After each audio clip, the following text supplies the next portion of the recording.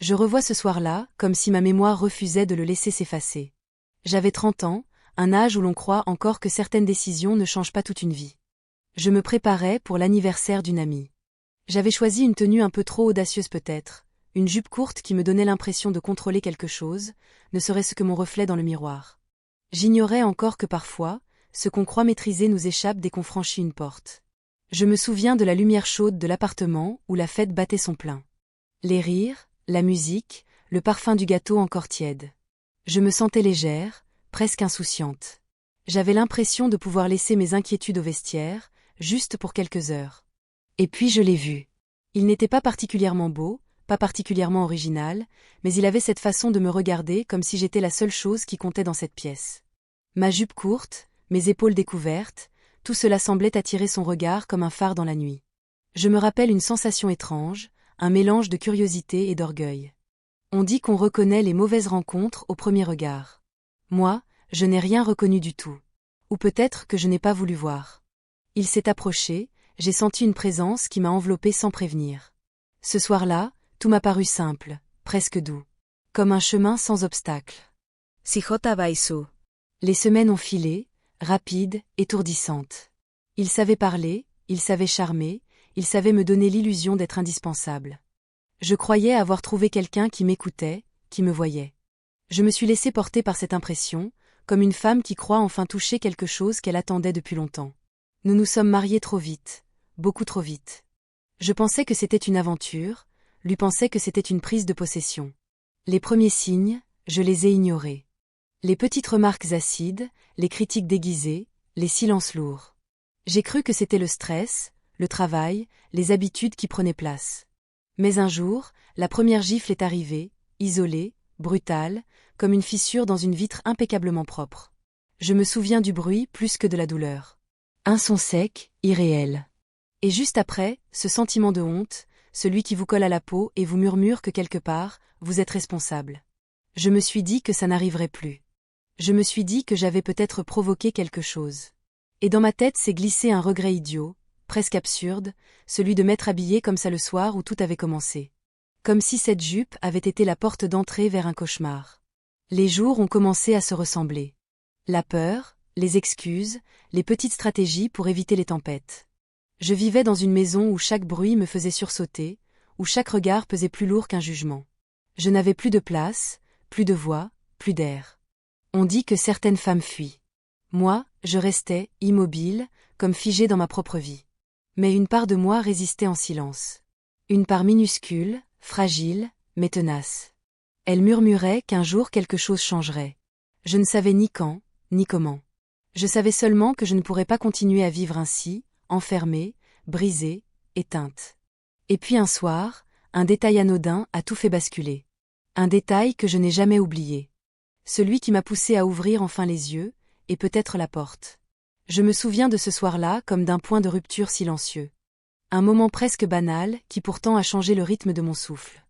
Il était rentré plus tôt que d'habitude, l'air sombre, comme si quelque chose dans sa journée l'avait contrarié et qu'il fallait que ce poids tombe sur moi. J'ai senti immédiatement cette tension dans ses épaules, ce quelque chose que je reconnaissais trop bien. J'ai voulu minimiser, anticiper, arranger, toutes ces habitudes qu'une femme finit par adopter quand elle vit avec la peur comme colocataire. J'avais posé une assiette sur la table, quelque chose de simple, mais il a trouvé un prétexte ridicule pour s'énerver. Une fourchette mal placée, je crois. Je me revois figée, le cœur accéléré, cette impression que même l'air dans la pièce se contractait. Et puis il s'est avancé, cette lenteur qui précède la violence, ce calme trompeur qu'il prenait juste avant que tout bascule. J.I. Senti Magorge Senwer. C'était toujours le même rituel, la montée, l'explosion, puis l'excuse, et ensuite le silence qui étouffe tout. Mais ce soir-là, il ne s'est pas arrêté à la colère. Il a vidé un tiroir, mes affaires, mes papiers, mes quelques souvenirs. Je le regardais faire, et c'était comme regarder un intrus fouiller ma vie. Et soudain, au milieu du chaos, quelque chose est tombé. Une petite photo pliée, celle de moi à la fête où tout avait commencé. Je portais cette jupe courte, je souriais sans méfiance, comme une femme qui n'imaginait pas encore ce que le destin pouvait cacher. Il l'a ramassée, m'a jeté un regard dur, presque dégoûté. C'était comme s'il cherchait à me faire porter la faute de sa propre violence, comme si cette image était la preuve que j'avais mérité tout ce qui avait suivi. J'ai senti une brûlure dans la poitrine, un mélange de honte, de colère et de tristesse. Et quelque chose en moi s'est brisé, mais pas de la manière habituelle. Cette fois, ce n'était pas moi qui me fragmentais. C'était l'illusion. Je me suis soudain vue comme une étrangère dans ma propre histoire. Une femme qui avait laissé trop de choses passer, trop de paroles glissées, trop de coups marqués. Une femme qui avait oublié qu'elle avait existé avant lui. Je ne saurais l'expliquer, mais à cet instant précis, j'ai senti une sorte de chaleur monter en moi. Pas de la colère exactement, mais une lucidité froide, presque tranchante. Une pensée qui disait, si je reste, je disparais. Je n'ai rien fait de spectaculaire. Pas de cris, pas de scène. Je me suis simplement reculée, comme si je voulais me voir de l'extérieur. Et j'ai compris que je ne pouvais plus continuer ainsi. Pas un jour de plus, pas une minute de plus. C'était étrange, cette détermination douce, comme si elle avait toujours été là, cachée sous les peurs. Je me suis dit que la vie ne me pardonnerait pas si je n'essayais pas au moins de la sauver. Cette nuit-là, je n'ai presque pas dormi. Je restais allongée, immobile, à écouter les bruits de la maison, les craquements du bois, son souffle lourd à côté de moi. Je pensais à ma mère, à mes amis, aux années perdues. Je pensais à la femme que j'étais avant cette rencontre et à celle que je pourrais redevenir si j'en avais le courage. Et puis, à un moment, juste avant que l'aube ne colore la fenêtre, j'ai compris que le moment venait d'arriver. Que le moindre retard, la moindre hésitation, pouvait suffire à me convaincre de rester encore un jour de plus. Et un jour de plus, c'était trop. Alors j'ai pris une grande inspiration, celle qui précède les décisions irréversibles. Tout était silencieux autour de moi, mais à l'intérieur, quelque chose se préparait.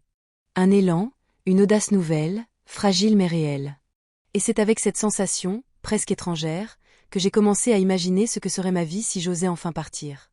Le matin s'est levé sans bruit. Comme s'il voulait m'offrir une dernière chance. Je me suis levée doucement, chaque geste mesuré, presque irréel. J'ai pris un sac, y ai glissé les quelque chose essentiel, rien de sentimental, rien de lourd. Je savais que si je commençais à hésiter, je serais perdue. Il dormait encore, profondément, inconscient de la décision qui se formait en moi comme une dernière braise prête à s'embraser. En quittant la maison, j'ai senti l'air frais sur mon visage. C'était étrange, cette sensation simple, presque oubliée. J'avais l'impression de respirer pour la première fois depuis des années. Je n'ai pas regardé derrière moi, je me suis promis de ne pas lui offrir ce dernier pouvoir. Mes pas étaient tremblants mais déterminés, comme si chaque mètre parcouru effaçait un peu plus la version de moi qu'il avait façonnée. En marchant, j'ai pensé à cette jupe courte, à cette soirée, à l'enchaînement absurde des choses qui mènent parfois une femme dans les bras du malheur. J'ai compris que ce n'était pas ma tenue qui avait été une erreur, mais ma confiance offerte trop vite. Et cette idée, au lieu de me briser davantage, m'a apaisée. Je n'avais pas à porter sa violence comme un poids sur ma conscience. Je ne sais pas ce qui m'attendait au bout du chemin, ni même où j'allais exactement. Mais pour la première fois depuis longtemps, j'avais une certitude, j'étais encore vivante. Et tant que je l'étais, je pouvais reconstruire quelque chose, même à partir de presque rien. Ce jour-là, j'ai laissé derrière moi une maison, un homme, une peur. Et j'ai repris quelque chose que je croyais avoir perdu pour toujours, la possibilité d'exister par moi-même.